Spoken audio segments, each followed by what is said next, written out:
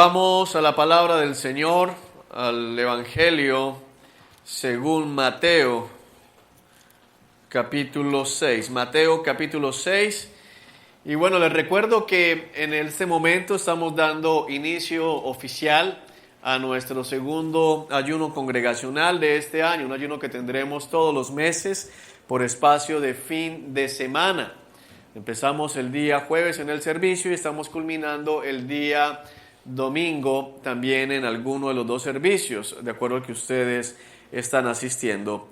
Mateo capítulo 6, verso 1, cuando lo tengan por favor me dan un fuerte amén. Dice así: tengan cuidado, vamos a orar. Señor Dios que estás en el cielo, gracias Señor Dios Todopoderoso, gracias porque en verdad tú nos adviertes, en verdad Señor, al escuchar tus palabras, Señor, nosotros tenemos advertencia, tenemos, Señor, guía, tenemos, Señor, como nos has venido diciendo, Señor, una brújula, Padre, que apunta realmente hacia Cristo, que apunta hacia la salvación, y nuestras propias vidas, Señor, en tu misericordia, vienen a ser también brújulas, Señor, para aquellos que andan perdidos. En el nombre de Jesús, Señor, te exaltamos, te bendecimos. Padre, te damos gracias porque hoy, en esta preciosa noche, celebramos la victoria de la cruz. Celebramos que Cristo Jesús venció en esa cruz, Señor, que venció el pecado, venció la condenación, pero sobre todo venció al enemigo de nuestras almas, venció a Satanás, Señor, y le despojó de todo poder.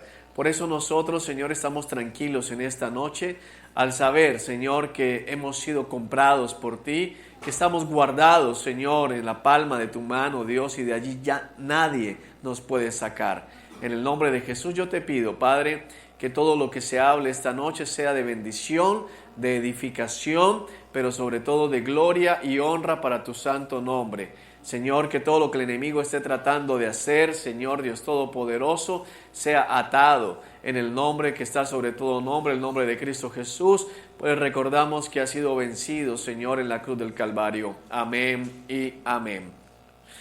Tengan cuidado.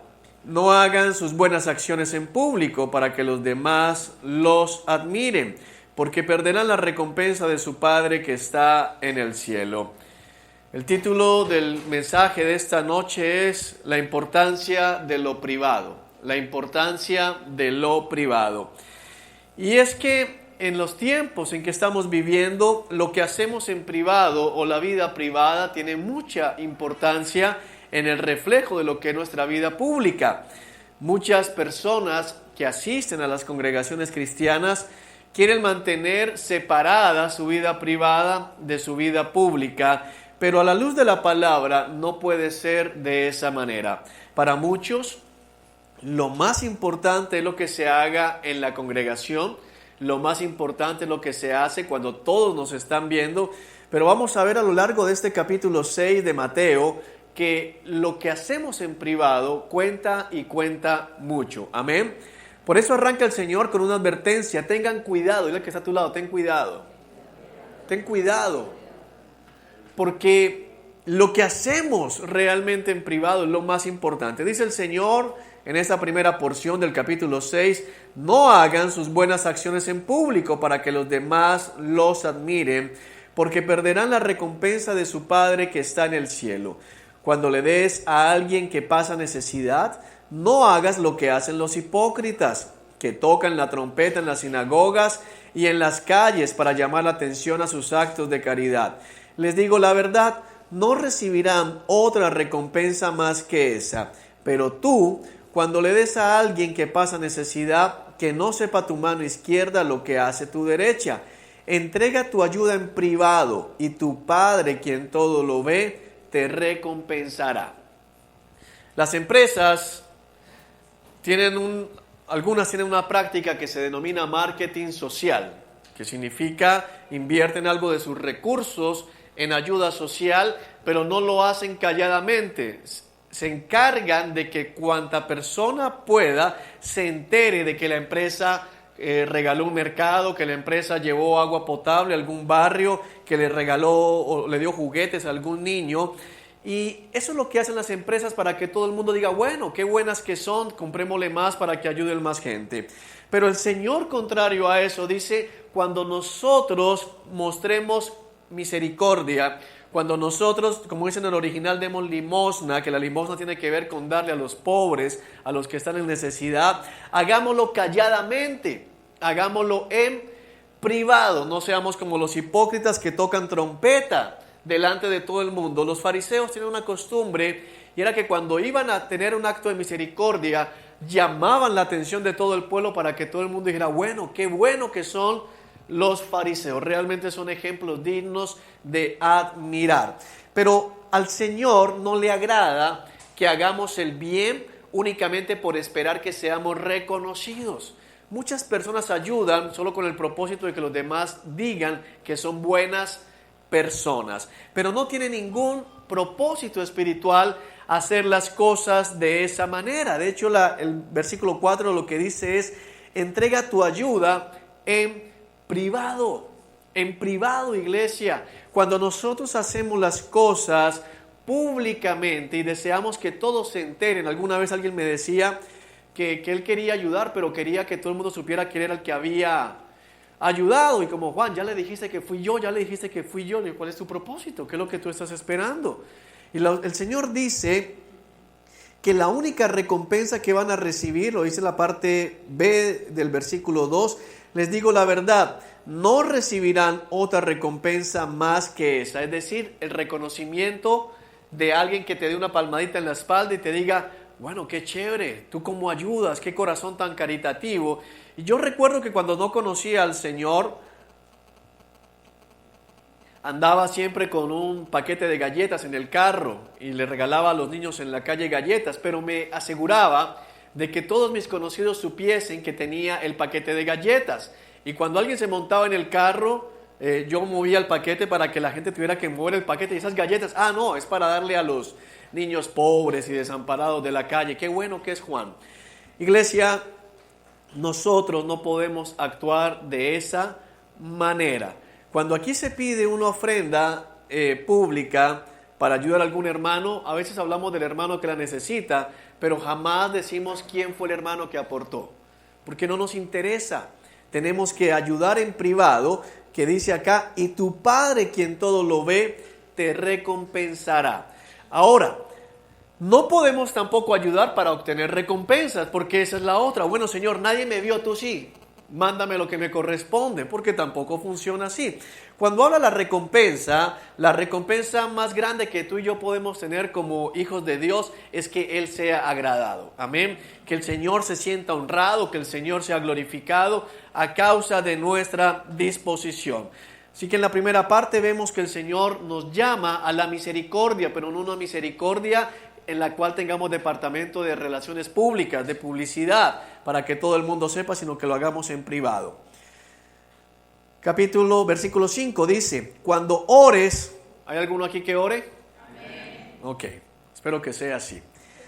No hagas como los hipócritas. Vuelve el Señor a hablar de los hipócritas, y de hecho, en la mayoría de porciones bíblicas donde Jesús habla de hipócritas, realmente está hablando de los fariseos, es decir, los maestros de la ley religiosa. No hagas como los hipócritas, a quienes les encanta orar en público en las esquinas de las calles y en las sinagogas, donde todos pueden verlos. El Señor está hablando de esta gente que le encanta orar y llamar la atención en medio de la oración. Esta gente que le encanta subir el tono de voz para que todo el mundo escuche lo bien que ora, qué elocuentes que son. Son personas que se aprenden muchas palabras en griego, en hebreo, nombres del Señor, y cuando están en medio de otras personas, entonces invocan el nombre del Señor de forma grandilocuente para que todo el mundo diga, wow, ¿cómo sabe? Wow, ¿cómo conoce del Señor? Pero Dios dice, no sean así. No dice que no le demos palabras de honra, no dice que no le demos palabras de honor, sino que esas palabras se den en privado, no lo hagamos públicamente. Miren lo que dice acá. Les digo la verdad, no recibirán otra recompensa más que esa. ¿Cuál recompensa está hablando el Señor? La recompensa de que otros los vean. ¿Y de qué sirve que otra persona te vea orar si aquel a quien va dirigida la oración no le está prestando atención. No sé si me hago entender. ¿De qué sirve que otra persona te diga, Juan, qué buen orador eres? Yo quisiera orar como tú. Si eso fue todo lo que vamos a obtener. Es lo que dice el Señor. Versículo 6. Pero tú, dile al que está a tu lado, pero tú. O sea, tú, te está hablando a ti. Despertémonos. Cuando ores, apártate a solas, cierra la puerta detrás de ti y ora a tu Padre en privado. Entonces tu Padre, quien todo lo ve, te recompensará. Vuelve el Señor a utilizar el mismo principio. La mejor oración no es la que hacemos aquí en la congregación. Ahora, hay unos que utilizan eso como excusa para no orar nunca en medio de la congregación. Dicen, no, es que yo solamente oro en mi casa. Normalmente cuando alguien no puede orar en público, no puede orar en la iglesia, es porque nunca ora tampoco en su casa. Amén. Pero dice el Señor que realmente lo que debemos cuidar y en lo que tenemos que hacer esfuerzo nosotros es en la oración donde nadie nos ve, donde nadie está prestando atención a qué palabras usamos. Así podemos citar, porque hay gente que cuando ora, y no estoy diciendo que esté mal, pero Señor, como dice Mateo 21, versículo 5, parte B, versión hebrea, y créanse que yo dice, ay, se la sabe en hebreo, entonces ahora sí voy a escuchar esa oración. Pero lo hacen es para que todo el mundo diga, tremendo. Y pueden orar en todas las versiones que hay en la palabra del Señor. Señor, como dice la Biblia, las Américas, en la traducción de 1965. Y él dice, wow, qué tremendo. No, iglesia. Ahora, si vas a orar al Señor de esa manera, óralo cuando nadie te pueda escuchar. Pero te aseguro que esas personas que lo hacen así en público, cuando están en privado, a veces ni oran. Porque lo único que les interesa es sorprender e impresionar a los demás. El Señor dice, ora en privado, cierra la puerta y ora a tu Padre que está en el cielo, a solas con el Señor. Entonces tu Padre, quien todo lo ve, te recompensará. Es el mismo versículo 4. Ayudamos en privado y nuestro Padre que todo lo ve, nos recompensará. Oremos en privado y nuestro Padre, quien todo lo ve, nos recompensará. Este capítulo 6 es hermoso porque nos habla de dos cosas importantísimas. La primera, que Dios todo lo ve. Hay momentos en que uno puede estar orando y sintiendo, Dios, esta oración no está pasando ni siquiera del techo. Pero Dios nos está viendo. Dios está viendo el esfuerzo que tú y yo podemos hacer en algún momento para orar a pesar de que estamos cansados, para orar a pesar de que estemos apesadumbrados, para orar a pesar de que las circunstancias sean bien difíciles, a pesar de que no sintamos que está moviéndose en la habitación, pero el Señor está viendo lo que estamos haciendo. Amén. Versículo 7. Cuando ores, no parlotees de manera interminable como hacen los seguidores de otras religiones, es decir, no reces. Porque todavía hay muchos cristianos que rezan. Y el Señor dice, no hagas así. No se trata de repetir 20 veces lo mismo. No se trata de aprenderse una frase y darle vueltas y darle vueltas y darle vueltas. Porque dice aquí la palabra, piensan que sus oraciones recibirán respuesta solo por repetir las mismas palabras una y otra vez. Por eso es que nosotros como cristianos no estamos repitiendo el Padre Nuestro y otra vez y otra vez y otra vez. ¿Por qué no? Porque la Biblia dice que no lo hagamos. Amén. Esa es la razón por la cual nos rezamos, por la cual nos llevamos ya llevo 10 Padre Nuestros, porque el Señor dice no lo hagas así, porque la gente de otras religiones cree que entre más repita, el Señor dice te falta una y te escucho. No sucede así, iglesia. El Señor nos está llevando cuenta de cuántas veces hemos dicho amén. Y está ahí, bueno, ya lleva 10. Si dice una más amén, suelta la bendición. No sucede así. De hecho, muchas veces la mejor oración se da en silencio. Muchas veces solamente decir, Señor, fue una tremenda oración. Yo he llegado muchas veces en la presencia del Señor a decir, Señor, y guardo silencio porque Él conoce mi corazón. Y lo único que puedo decir ahorita es Señor, reconociendo que Él es soberano, reconociendo que Él es todopoderoso, reconociendo que Él es mi Padre y que está por encima de todo. Amén. no seas como ellos, versículo 8, porque tu Padre sabe exactamente lo que necesitas, incluso antes de que se lo pidas. Nosotros tenemos que recordar que tenemos un Dios que lo sabe todo, un Dios que conoce nuestras necesidades, un Dios que sabe que tú todos los días tienes que comer, un Dios que sabe que todos los días necesitas vestirte, un Dios que conoce lo que tú estás pasando y que lo sabe incluso antes de que tú y yo lleguemos a pedírselo. Este pasaje para mí es precioso porque me da confianza en que el Dios al que le sirvo no es un Dios indiferente. Es un Dios que sabe por lo que estamos pasando. Es un Dios que sabe que estamos en el desierto, que Él nos está guiando y que en el desierto hay necesidades. Versículo 9. Ora de la siguiente manera: Padre nuestro que estás en el cielo, que sea siempre santo tu nombre. Lo primero que el Señor nos enseña a orar es a reconocer que Él está en el cielo y nosotros no. Cuando decimos Padre que estás en el cielo, estamos reconociendo que Él es más grande que nosotros, que Él es más alto que nosotros, que Él habita en un lugar en el que tú y yo no estamos habitando. Es decir, lo primero que el Señor nos llama es a adorarle, reconocer sus atributos, reconocer que Él es más grande, que Él es más fuerte, que Él es más poderoso. El solo hecho de decir que Él está en el cielo te ayuda a recordar que tú estás en la tierra. Y si Él está en el cielo, Él es más alto que tú. Amén. Está en un mejor lugar que el que tú y yo estamos. Así que lo primero que nos dice es, adórale. Ahora, mucha gente ha tomado el Padre Nuestro y lo convierte en un amuleto. Lo convierte en una suerte de amuleto de la buena suerte. Entre más Padre Nuestro diga, o algunos dicen que si dicen el Padre Nuestro al revés, entonces los demonios salen. Es una cantidad de locuras realmente que no tiene ningún asidero bíblico.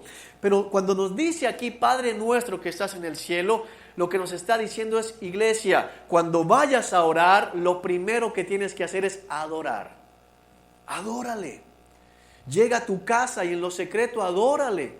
Dile en lo secreto, ¿cuántos en la casa realmente le dicen al Señor que es hermoso, que es precioso, que Él es magnífico, que Él es soberano, que Él es omnisciente, que Él es el alfa, que Él es la omega, que es el principio, que es el fin?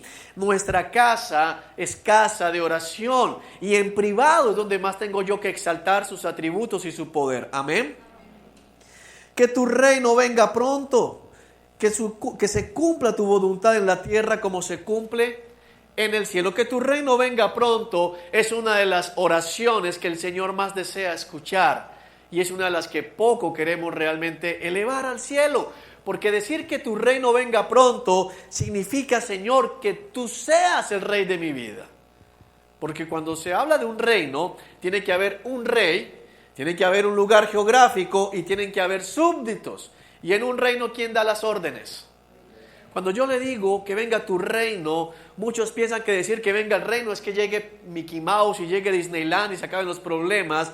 Pero cuando le decimos al Señor, venga tu reino, le estoy diciendo, sé el rey de mi vida. Quiero que tú gobiernes mi vida, quiero que tú gobiernes mi andar, quiero que tú determines la manera en que yo debo caminar. Esa es la verdadera oración, es lo que el Señor nos está enseñando y por eso dice que tu voluntad sea hecha en la tierra, así como es hecha en el cielo. Y es fácil pedir la voluntad del Señor para toda la humanidad. ¿Qué tal para tu vida?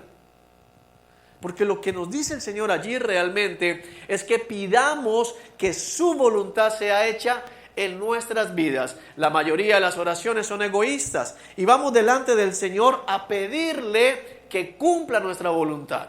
Llegamos a decirle, Señor, dame ese trabajo, Señor, paga esa deuda, Señor, cámbiame ese jefe, Señor, trasládame de ciudad, Señor, quiero aquello, Señor, concédeme esto, Señor, haz esto. Llegamos delante del Señor a dar órdenes. Algunos todavía, sin decirlo, ven al Señor como una especie de genio, donde simplemente decimos Señor y Él tiene que decir, dime cuáles 3 deseos te concedo el día de hoy. Y no funciona así. La oración de acuerdo a la palabra es, haz tu voluntad, no la mía. Y es la oración más difícil de hacer. Porque puede que tú digas, si quieras, que alguien tiene alguna deuda en este lugar. ¿Alguien quiere que el Señor pague esa deuda? Y si el Señor no quiere pagarla, porque es factible. ¿Alguien tiene a alguien enfermo en su casa o él mismo? ¿Alguien quiere ser sanado? ¿Y si el Señor no quiere sanarlo? Porque es que esa es la voluntad del Señor.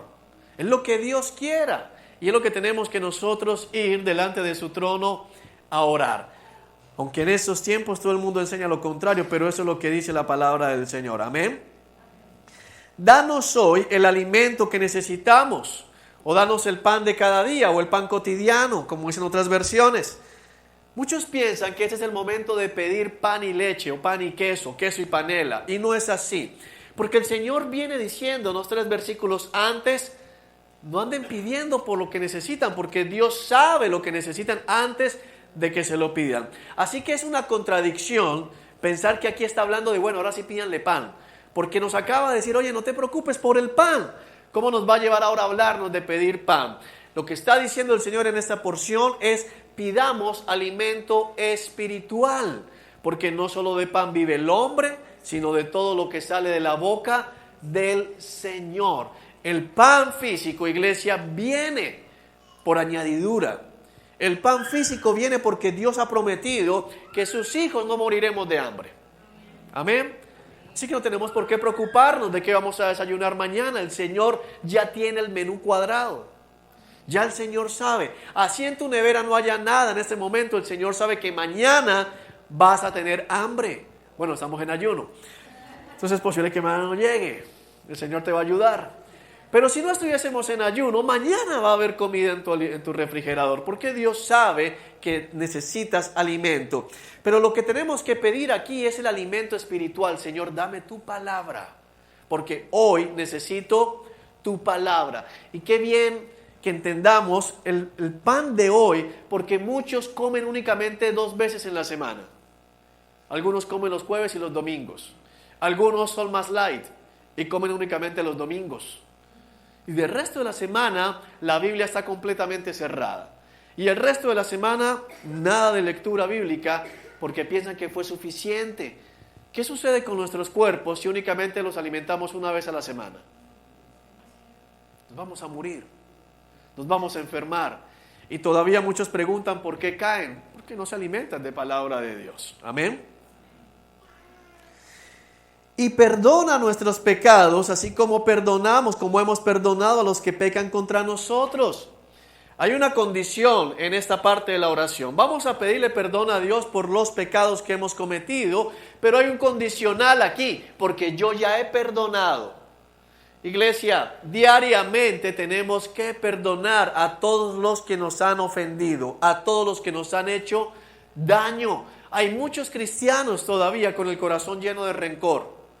Una persona que tenga su corazón lleno de rencor es una persona que permanece en pecado. Eso es lo que dice la Escritura. Si nosotros no perdonamos a otros los pecados, nuestros pecados permanecen. Por eso día tras día, tomando el ejemplo de los libros contables, en contabilidad se habla de que un libro está en negro. Nuestro balance diario en cuestión de pecados y gente que ha pecado contra mí debe estar en ceros. Es decir, no le debo nada a nadie porque le he pedido perdón al Señor, pero tampoco nadie me debe nada. Pero hay muchos cristianos que las van apuntando. Deja que yo la llevo ahí. Deja que algún día nos encontramos. Yo me lo pillo bajando, tranquilo. ¿No? Hay muchos que dicen así. Somos arrieros y en el camino nos vemos. Fresco. El pan se guarda. Lo tienen ahí. Y fresco que la leche llega. Fresco que la leche llega. Te veré. No, como cristianos no podemos tener esas expresiones, iglesia. Como cristianos no podemos guardar nada. Cuando hablamos del pan se guarda, significa que lo metí ¿en dónde? Aquí lo tengo fresco. Algún día te llegará a todo marrano, le llega su 24. Tranquilo, no es así. En Cristo Jesús no es así. En Cristo Jesús todos los días el que me la hizo inmediatamente lo perdoné. Ni siquiera debo esperar a que llegue. El que me la hizo me la pagó. Cuidado. Iglesia, yo creo que el Señor está hablando.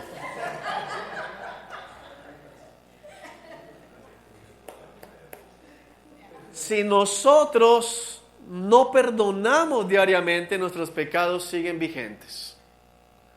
A todo el que me ofenda diariamente lo debo perdonar en el mismo momento. Algunos dicen, bueno, al final del día. Tú no sabes si vas a llegar al final del día. ¿Quién te da derecho a tener algo en el corazón por 20 horas más? ¿Quién te dio el permiso? El Señor dice, de una vez, te van ofendiendo, inmediatamente vas perdonando. Sea lo que sea, porque es importante que dice acá, como he perdonado a todo el que me ha ofendido, a todos los que pecan contra nosotros. No hay ninguna excepción. No habla de acuerdo al pecado, porque algunos estamos dispuestos a perdonar ciertas cosas, pero es todo. El que está a tu lado, lo perdonas todo. Todo. Y es una de las cosas más difíciles como cristianos. Cuando yo o el Señor me ha usado para confrontar a alguien acerca de este punto, dicen, como no te lo hicieron a ti, ponte en mis zapatos a ver si perdonarías. No se trata de ponerme en tus zapatos, se trata de ponerme en los zapatos del Señor Jesucristo, que nos perdonó cuando éramos pecadores. Amén. No permitas que cedamos ante la tentación. Viene la otra parte, tenemos que reconocer que todos los días somos tentados. Ahora hay gente que le pide a Dios que no lo tienten nunca, eso no va a suceder. Bíblicamente la tentación siempre va a permanecer allí. El tentador de nuestras almas va a estar. Nuestra carne va a tentar también, va a buscar satisfacerse de maneras equivocadas. Pero Dios nos dice que podemos pedirle que nos ayude a no caer, a no ceder ante la tentación. Y la palabra ceder es más cercana al original, porque ceder significa que el espacio que tenemos en Cristo, la posición que tenemos en Cristo de victorioso sobre el pecado, la vamos perdiendo. Y no tenemos que ceder espacio al enemigo, no tenemos que cederle espacio al pecado, porque Dios, a través del sacrificio de Cristo Jesús, nos ha dado una posición de victoria, una victoria que de acuerdo a la Escritura es absoluta. Cuando tú y yo caemos en el pecado, caemos en la tentación, lo que hicimos fue ceder la posición que Dios nos ha entregado a través de Cristo Jesús. Amén. Por eso lo que le pedimos es, Señor, no permitas que cedamos ante la tentación. Y la Biblia nos enseña en otro pasaje que Dios siempre abre una puerta por la cual escapar ante la tentación cuando ésta llega. Siempre, iglesia. Tienes que tener eso claro. Ante cada tentación siempre va a haber una salida. El problema es que muchas veces nos concentramos es en la tentación y no en la salida. Pero cuando llega la tentación, lo que tú debes mirar siempre es dónde está la salida, porque Dios ha dicho que proveerá una salida. Amén. Y líbranos del maligno, o líbranos de las trampas del cazador. Aquí es donde pedimos por protección, porque nuestro enemigo anda como león rugiente buscando a quien devorar. Y no es por alarmar, pero esta época que estamos viviendo de carnavales es una época donde tenemos que estar mucho más alertas, mucho más despiertos, mucho más pendientes de todo lo que está pasando en el ambiente espiritual. Versículo 14. Si perdonas a los que pecan contra ti, tu Padre Celestial te perdonará a ti. Pero si te niegas a perdonar a los demás, tu Padre no perdonará tus pecados. Fíjate que el versículo 14 es lo único que de la oración que el Señor nos enseña, modelo como el Padre Nuestro, refuerza. Viene a reforzarlo porque es lo más difícil. Y viene otra vez el sí condicional. Si perdonas, te perdonan. Pero si no perdonas, no te perdonan. Así que entiende algo de parte del Señor. Cuando tú no perdonas al que te hizo daño, le estás dando la victoria. Porque el perjudicado, ¿quién es? Uno mismo. Si a mí alguien de ustedes, si Edward viene con el propósito de dañarme y quiere destruirme y yo no lo perdono, él triunfó. Porque al no perdonarlo, mis pecados permanecen. Y si mis pecados permanecen, ¿qué pasa con mi alma? Se pierde. Así que ¿quién triunfó? Él. Por eso, cuando uno perdona, lejos de ser perdedor, a la luz del mundo, el que perdona es el perdedor. Pero a la luz de la palabra de Dios, el que perdona es el ganador. Dile al que está a tu lado, no seas perdedor. No seas perdedor. No seas loser. Porque vas a estar mal. Los que no perdonan son perdedores. El Señor lo dice con claridad. Versículo 16. Cuando ayunes, es decir, lo que estamos empezando el día de hoy, que no sea evidente, porque así hacen los hipócritas, pues tratan de tener una apariencia miserable y andan desarreglados. A ver cuántos andan desarreglados hoy. Para que la gente los admire por sus ayunos, es decir, no tienes que poner cara de hambriento. Hay gente que ayuna y entonces, ¿qué te pasó en ayuno? Es terrible. No se trata de eso. El Señor dice, no, que nadie se dé cuenta que estás ayunando. Ahora, lo sabemos aquí porque lo hicimos como congregación. Pero es que tú puedes ayunar en cualquier momento. No tienes que esperar a que la iglesia convoque ayuno. Tú puedes ayunar en cualquier momento de la semana, en cualquier momento del día, por alguna necesidad específica que tengas o solamente por agradar al Señor. Pero nadie debe enterarse. Los fariseos, cuando ayunaban, demacraban el rostro. Se ponían el traje más viejo y andaban como arrastrando las sandalias. Es terrible la falta de comida. Y todos, mira cómo ayunan, qué tremendo, qué fuertes que son. Lo que querían era únicamente la aprobación de la gente, del pueblo, y no buscaban la aprobación de Dios. Les digo la verdad, no recibirán otra recompensa más que esa. Pero tú, cuando ayunes, lávate la cara y peínate. Eso es tremendo, porque algunos piensan que entre más desgreñado, más espiritual, y no es así. El Señor dice, lávate la cara y peínate, báñate, perfúmate, dicen otras versiones.